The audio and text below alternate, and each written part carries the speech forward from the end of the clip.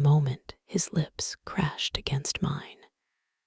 The grand chandelier above us seemed to flicker, casting golden shards of light across the marble floor of my sprawling estate. I, Alina Grayson, at 62, stood frozen on the sweeping staircase, my heart pounding like a war drum in my chest as the scent of his cedarwood cologne enveloped me. Ethan, my gardener's 28-year-old son, held me with a strength that belied his youth, his broad hands gripping my waist through the silk of my emerald gown. The world tilted, my silver-streaked hair tumbling from its elegant chignon as his kiss deepened, igniting a fire I hadn't felt in decades. My husband, Charles, was away again, on one of his endless business trips, and here I was, betraying him with a man young enough to be my grandson. The forbidden thrill of it, the raw electricity, made my knees buckle, and for a fleeting second, I surrendered to the madness. But then the sound of the front door creaking open snapped me back, and I pushed Ethan away, my breath ragged, my lips still tingling with the taste of him. This was no dream. It was a scandal waiting to erupt. And I, a woman who had built a life of impeccable reputation, was teetering on the edge of ruin. I steadied myself against the banister, my manicured fingers trembling as Ethan stepped back, his blue-green eyes wide with a mix of desire and panic. His dark hair fell messily over his forehead, and the flush on his tanned cheeks only heightened his boyish charm, a charm that had been unraveling me for weeks. "Alina," he whispered, his voice a velvet caress. "I'm sorry, I didn't mean to." But his words faltered, and the air between us crackled with unspoken longing.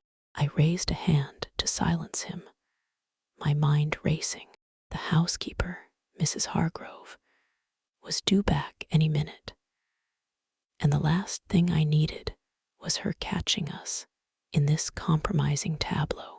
Yet as I adjusted my gown and smoothed my hair, the memory of his lips lingered, a forbidden fruit I'd already tasted, and now craved with a hunger I couldn't suppress.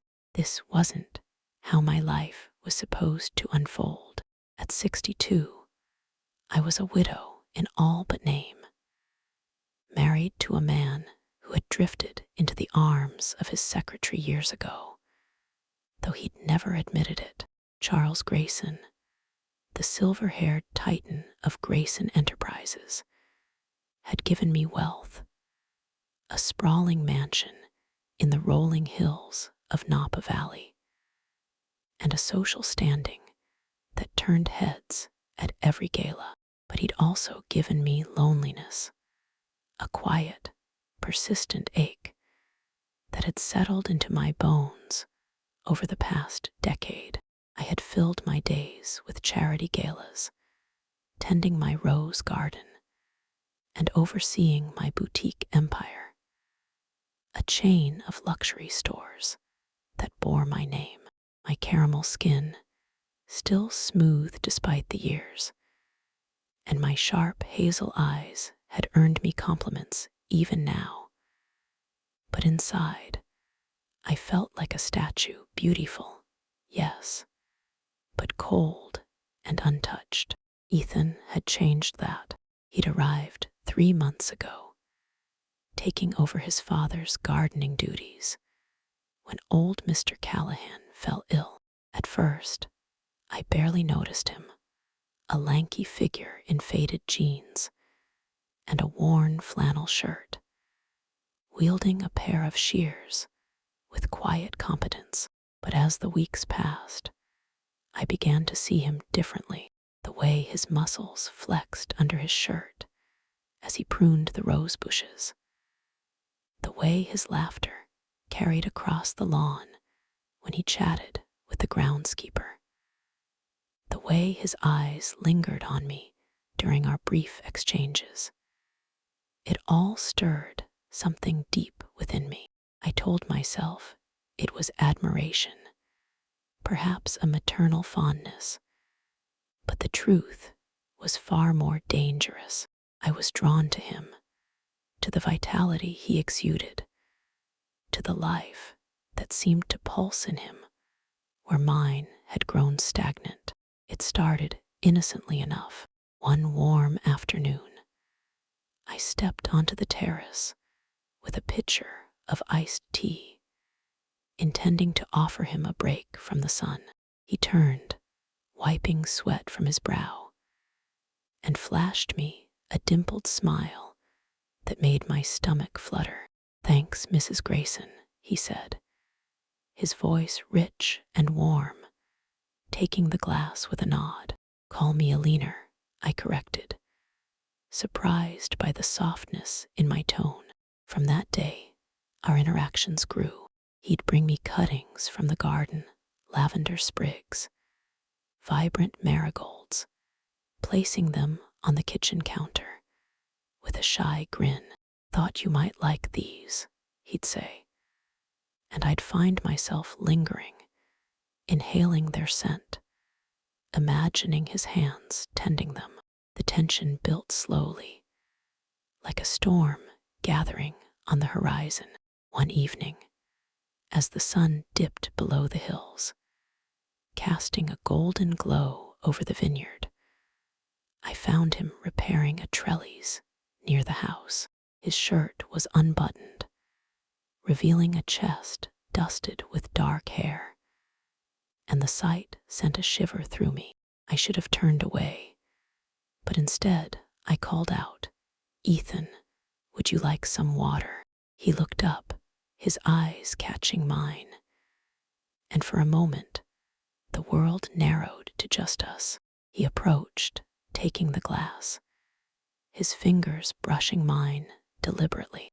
The touch was electric, and I felt my breath hitch, my body betraying me with a warmth I hadn't known in years. Over the next weeks, the boundaries blurred. He'd find excuses to be near, carrying firewood to the hearth, adjusting the curtains in the living room, always with that knowing smile. I began anticipating his presence. The way his voice softened when he said my name, the way his gaze seemed to strip away the years and see me as more than Charles's wife. One rainy afternoon, I was curled up in the library, a book forgotten in my lap, when he appeared with a tray of tea and scones. "Thought you might need this," he said, setting it down, his eyes never leaving mine. The steam rose from the cup, mingling with the earthy scent of rain, and I felt a pang of something I couldn't name, longing, perhaps, or regret for what might have been. The psychology of it fascinated and terrified me. I'd read articles on midlife awakenings, on the allure of youth, on the forbidden dynamics of power and desire. Was I seeking validation, a rebellion against Charles's neglect, or was it something deeper, a recognition of Ethan's soul, a mirror to the passion I'd buried? I told myself it was harmless, a fleeting infatuation, but my body disagreed. Every time he was near, my pulse quickened, my skin prickled with awareness. I caught myself watching him, memorizing the line of his jaw, the way his lips curved when he smiled, the strength in his hands as he worked. The turning point came 2 weeks ago. Charles had called, his voice clipped, to say he'd be gone another month. Some merger in Tokyo required his attention. I hung up, the silence of the house pressing in, and decided to walk the gardens. Ethan was there, shirtless, his skin glistening with sweat as he dug a new bed for lilies.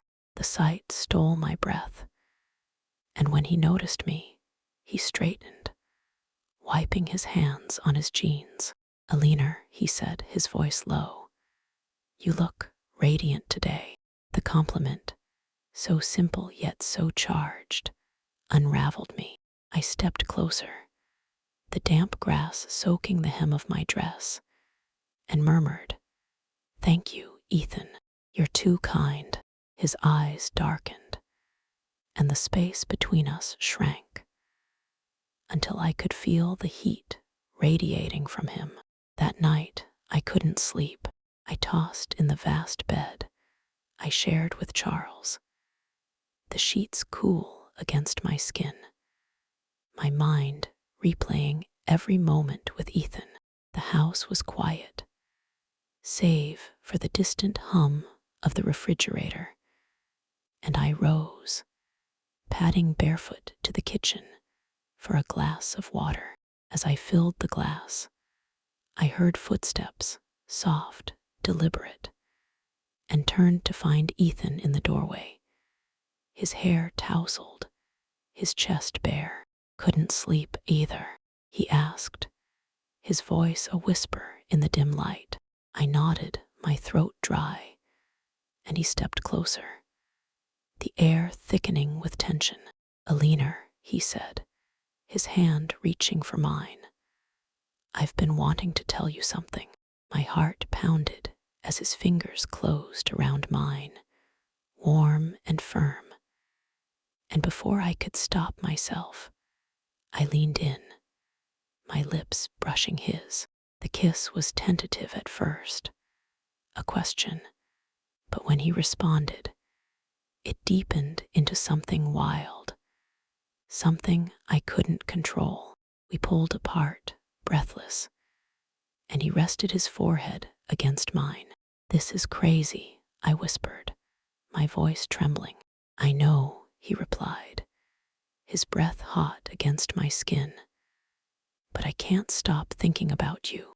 The confession hung between us, heavy with possibility, and I knew then that I was lost.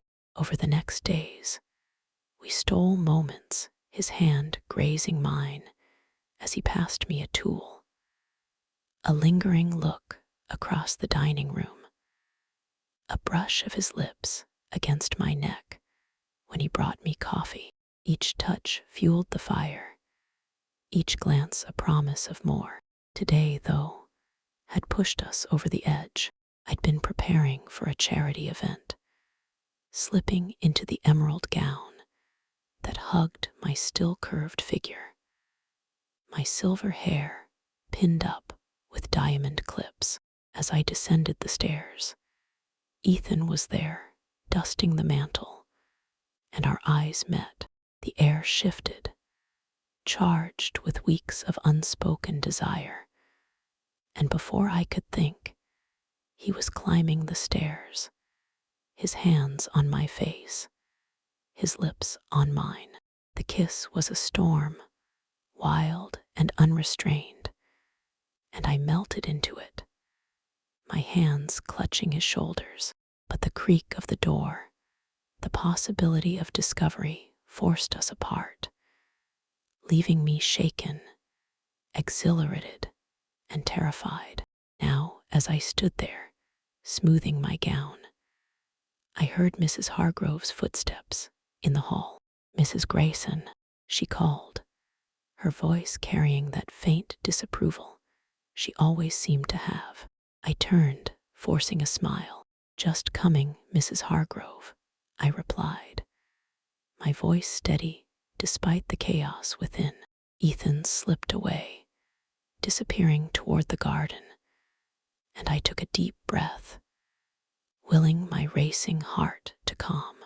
But as I moved to join her, I knew this was only the beginning. The taste of Ethan lingered, a secret I couldn't erase, and the psychology of my betrayal, of my husband, of my own morals gnawed at me. Was this a midlife crisis, a reclaiming of my youth, or something truer, something I'd been denying for years? The days that followed were a dance of restraint and temptation.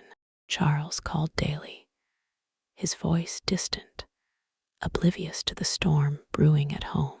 I played the dutiful wife, discussing gala plans and stock portfolios, while my mind replayed every moment with Ethan. He, too, kept his distance, tending the gardens with a focus that seemed forced. But his eyes, those damnable eyes, followed me everywhere. One afternoon, as I pruned roses, he approached, a trowel in hand. "Eleanor," he said, his voice low, "we need to talk." I nodded, my hands trembling as I set the shears down, and we slipped into the greenhouse. The humid air, thick with the scent of earth and blossoms. Inside, the world fell away. He stepped close, his breath warm against my cheek. "I can't stop thinking about you," he admitted, his hands hovering near mine. "I know it's wrong, your husband, the age difference, but I feel something real." My heart thudded, and I reached for him, my fingers tracing the line of his jaw. "Ethan," I whispered, "this could destroy us both." But as his lips found mine again, the argument dissolved. The kiss was slower this time, deliberate, exploration of the desire we'd both been suppressing. His hands slid to my waist, pulling me against him, and I felt the strength of his youth, the vitality that contrasted with Charles's weary indifference. We parted, breathless, and I leaned against the workbench, my mind awhirl. The psychology of attraction, youth seeking experience, age craving renewal played in my thoughts. But it was more than that. Ethan saw me, truly saw me, in a way Charles never had. Yet the guilt was a shadow, creeping in with every touch. I was cheating, not just on Charles, but on the life I'd built, the reputation I'd cultivated. And Ethan, he was risking his future, his father's livelihood, for this forbidden dance. The affair deepened over the next weeks. We stole kisses in the shadows of the vineyard, shared whispered confessions under the oak tree, and once, in the heat of a summer night, made love in the guest cottage, the air thick with the scent of jasmine. Each encounter was a rebellion, a reclaiming of my desires, but also a step closer to discovery. Mrs. Hargrove's knowing glances grew more pointed, and Charles's calls became more frequent, his tone tinged with suspicion. "You sound different, Eleanor," he said one evening, and I laughed it off, my heart pounding.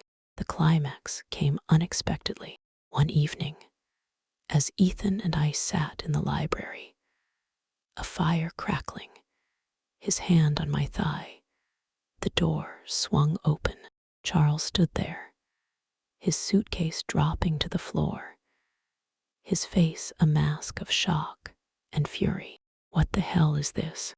he roared, his voice echoing through the room. I froze, Ethan's hand slipping from mine, and the world shattered.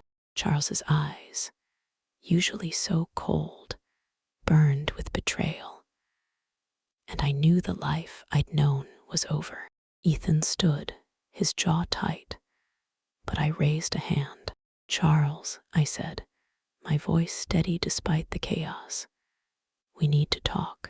What followed was a storm of accusations, tears, and revelations. Charles admitted his own infidelity years with his secretary, a child born in secret, and I felt a strange relief, a justification for my own fall. Ethan, caught in the crossfire, offered to leave, but I stopped him. No, I said, my voice firm. This is my choice. The divorce was swift, messy, but liberating. Charles took his wealth, his company, and left me the house, a hollow victory. Ethan stayed, not as a gardener's son, but as my partner, my love. Now, as I sit on the terrace, the roses blooming under his care, I feel alive. The scandal rocked Napa Valley. The whispers of cheating wife and older woman's folly following me. But Ethan's hand in mine silences them.